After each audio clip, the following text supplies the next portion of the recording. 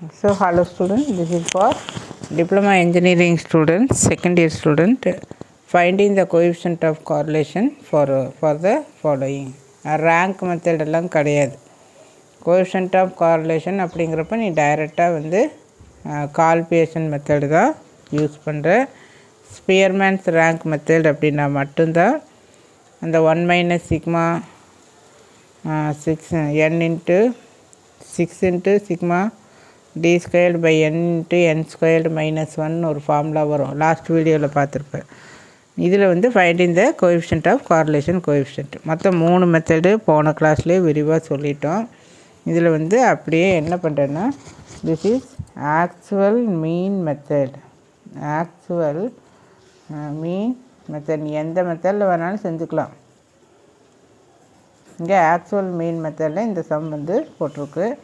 இது வந்து கொஸ்டினில் இருக்கிற எக்ஸு ஒய்யும். இங்கே ஃபஸ்ட்டு ஆக்சுவல் மீன்னா ஃபஸ்ட்டு நீ எக்ஸ் பார் ஒய் பார் கண்டுபிடிச்சா தான் ஆக்சுவல் மீன் மெத்தடுன்னு தெரியும். எக்ஸ் பார் ஹோல் நம்பராக இருக்குது, ஒய் பாரும் பாயிண்டெல்லாம் இல்லை, அப்படியே டெசிமல் நம்பராக இல்லாமல் டைரெக்டாக ஹோல் நம்பர் கிடச்சிருக்கு, ஒரு இண்டிஜராக இருக்குது. அப்போ இந்த ஸ்மால் ஃபார்முலாவை யூஸ் பண்ணுறோம். இதெல்லாம் உங்களுக்கு தெரியும். இங்கே என்ன பண்ணணும், இங்கே வர்ற இந்த 20யும் 40யும் எடுத்து செப்பரேட் பண்ணி எக்ஸுக்கு 20 ஒய்க்கு 40 இங்கே இந்த இடத்துல வந்து 20ன்னு செப்பரேட் பண்ணிகிட்டே வரணும். ஒவ்வொன்றுக்கும் மைனஸ் 20 20 20 20.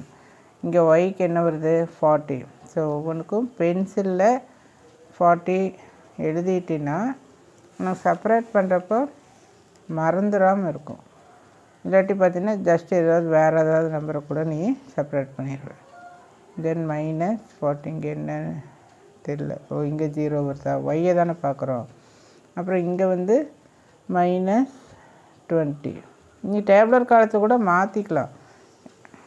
இது இப்படியே தான் இல்லை எழுதணுன்ட்டு இல்லை. எக்ஸ் எழுதி இதை எழுதிட்டு அப்புறம் ஒய் எழுதி இதை கூட எழுதிக்கலாம்.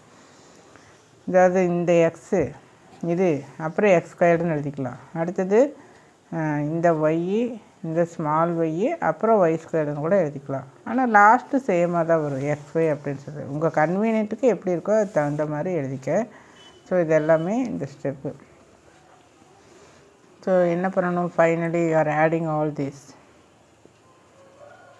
ஆட் பண்ணிவிட்டு வேல்யூவை, இது என்ன மெத்தட், இது ஆக்சுவல் மீன் மெத்தட். மீன் கண்டுபிடிக்கிற இந்த ஆவரேஜ் கண்டுபிடிச்சிட்டு அப்படியே செப்பரேட் பண்ணி யூஆர் ஃபைண்டிங் த ஆன்சர் 193. இது எல்லாமே அந்த டேப்லர் காலத்தில் வரக்கூடியது. அதாவது அது இப்போ சிக்மா எக்ஸ் ஸ்கொயர்னா எங்கே பார்க்கணும், இந்த இடத்துல இருக்குது இது. அடுத்தது இது ரெண்டு நம்ம டீவியேஷன் வந்து 0 ஆயிரும், சம் ஆஃப் த டீவியேஷன் 0. அப்புறம் இந்த இடத்துல சிக்மா எக்ஸ் ஒய் இதெல்லாம் சப்ஸ்டியூட் பண்ணினா